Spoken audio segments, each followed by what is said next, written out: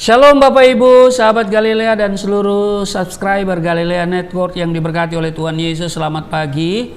Kita luangkan waktu mau datang kepada Tuhan dengan penuh sukacita dan ucapan syukur karena Tuhan baik, teramat baik, sangat baik dalam hidup kita. Amin. Mari kita berdoa. Bapa Surgawi, Bapa dalam nama Tuhan Yesus, kami datang di hadapan-Mu, merendahkan diri di hadapan-Mu, bersukacita dan mengucap syukur. Sebab Tuhan baik, sungguh baik, teramat baik dalam kehidupan kami. Terpujilah Engkau kalau kami ada hari ini. Sebelum kami masuki dunia kerja kami, kembali kami mau baca, dengar, renungkan firman-Mu. Mengurapi kami semua, membuka hati pikiran kami. Urapi juga hamba-Mu. Firman Tuhan membawa kami kepada kebenaran, pelita bagi kaki kami. Itu sebabnya kami datang. Mohon Engkau yang memberkati kami di hari ini. Melalui kebenaran firman kami dikuatkan, ada semangat, ada penghiburan. Sehingga apapun yang kami temui dalam menjalani hari ini, kami tetap kuat, bahkan kami tampil keluar menjadi pemenang. Di dalam nama Tuhan Yesus. Haleluya. Amin. Kita akan melihat di dalam Yohanes pasalnya yang ke-14 ada ayat 1 sampai 6. Janganlah gelisah hatimu, percayalah kepada Allah, percaya juga kepadaku. Di rumah Bapakku banyak tempat tinggal. Jika tidak demikian, tentu aku mengatakannya kepadamu, sebab aku pergi ke situ untuk menyediakan tempat bagimu. Dan apabila aku telah pergi ke situ dan telah menyediakan tempat bagimu, aku akan datang kembali dan membawa kamu ke tempatku, supaya di tempat di mana aku berada, kamu pun berada. Ayat 4. Dan kemana aku pergi, kamu tahu jalan ke situ. Kata Thomas kepadanya, Tuhan, kami tidak tahu kemana Engkau pergi. Jadi bagaimana kami tahu jalan ke situ? Ayat 6, kata Yesus kepadanya, Akulah jalan dan kebenaran dan hidup. Tidak ada seorang pun yang datang kepada Bapa kalau tidak melalui aku. Demikian Yohanes 14 ayat 1 sampai 6. Di ayat 1 dikatakan begini, jangan gelisah hatimu, percayalah kepada Allah, percayalah juga kepadaku. Nah, secara sederhana gelisah dapat diartikan sebagai suatu kondisi di mana hati kita terasa tidak tenang. Saudara pernah gelisah? Saya juga. Apa yang membuat engkau gelisah? Banyak hal. Jadi, sekali lagi bahwa secara sederhana, gelisah dapat diartikan sebagai suatu kondisi di mana hati kita merasa tidak tenang. Ketidaktenangan ini nampak jelas dalam ekspresi wajah, bahasa tubuh, dan perilaku individu. Nah, gelisah itu kan di hati. Hati adalah pusat kehidupan. Apa yang ada di hati itu akan terekspresi, ya kan? Baik itu di wajah, bahasa tubuh, maupun juga perilaku kita. Maka itu Alkitab katakan, jagalah hatimu dengan segala kewaspadaan. Nah, saya mau bilang begini, dalam kadar tertentu, gelisah merupakan gejala gangguan kesehatan mental. Rasa gelisah muncul karena ada rasa khawatir atau takut akan sesuatu yang sebetulnya belum terjadi. Iya kan? Kegelisahan yang dialami oleh seseorang itu dapat membuat orang tersebut tidak dapat berpikir dengan jernih, mengalami gangguan tidur, bisa tidak dapat makan dengan enak, dan kemudian stres, depresi, lalu death. Nauzubillah min zalik. Jangan ya Bapak Ibu ya. Ada banyak hal yang dapat menimbulkan kegelisahan dalam diri seseorang. Misalnya, karena harus menunggu sesuatu yang tidak diketahui pasti. Apakah sesuatu itu sesuai dengan harapan atau tidak?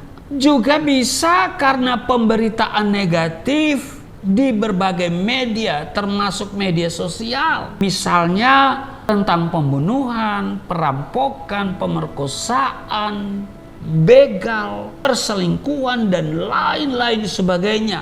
target tertentu misalnya tidak tercapai, itu juga bisa gelisah orang. Dan sebagainya. Banyak hal, banyak faktor yang mengakibatkan orang mengalami yang namanya kegelisahan. Jika tidak segera diatasi dengan baik, kegelisahan akan berdampak negatif terhadap orang yang mengalaminya.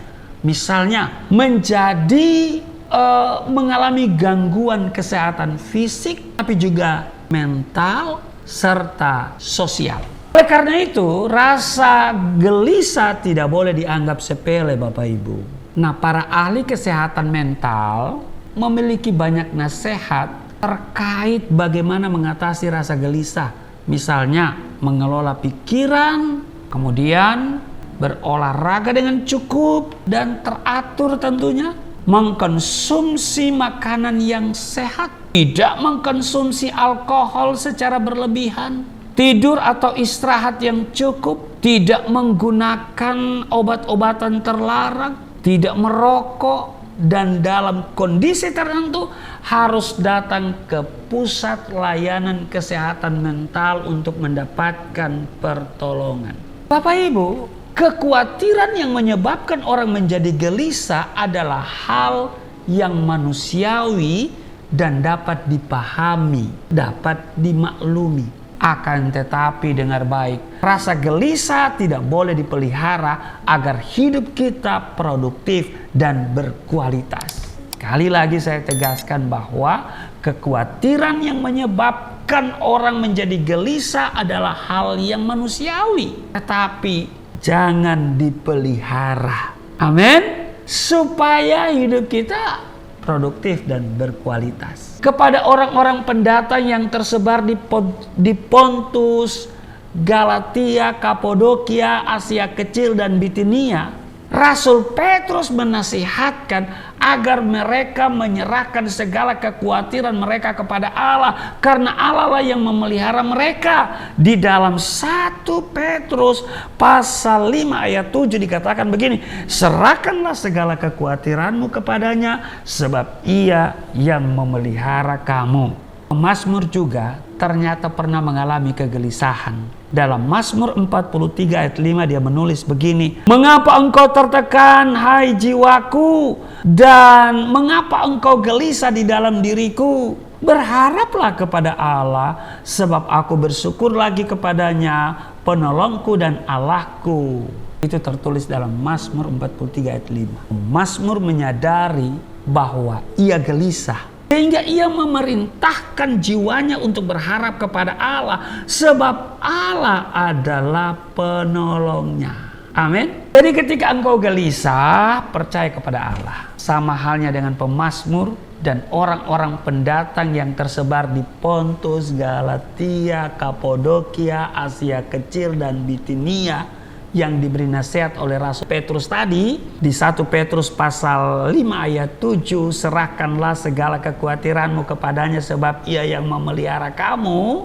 Maka kita pun harus menyerahkan segala kekhawatiran dan ketakutan kita kepada Allah, karena Dialah penolong kita semua. Amin. Ini adalah bentuk terapi yang paling tepat dan paling manjur bagi barang siapa yang tertimpa rasa gelisah.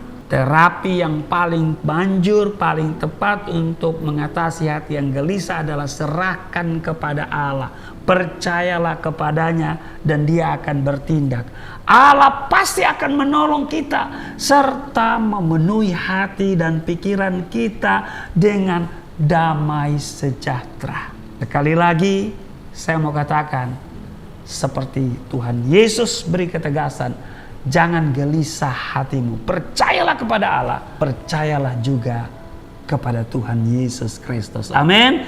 Tuhan Yesus memberkati. Mari kita berdoa. Terima kasih Tuhan, kami hari ini belajar terapi terhadap hati yang gelisah, yaitu percaya dan menyerahkan diri sepenuhnya, menyerahkan segala kekhawatiran, persoalan kami, dan kami mempercayakan diri kami kepada Tuhan, maka Engkau bertindak dalam hidup kami. Berkati kami semua dalam tugas kerja hari ini. Terpujilah Engkau di dalam nama Tuhan Yesus. Haleluya. Amin.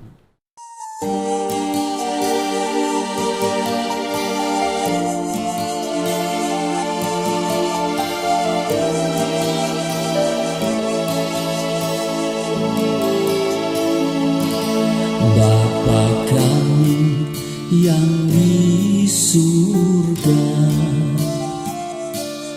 dimuliakanlah nama-Mu.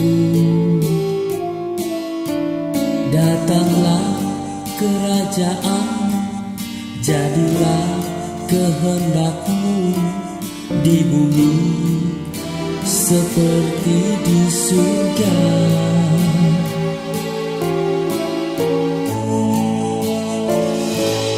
Berikanlah kepada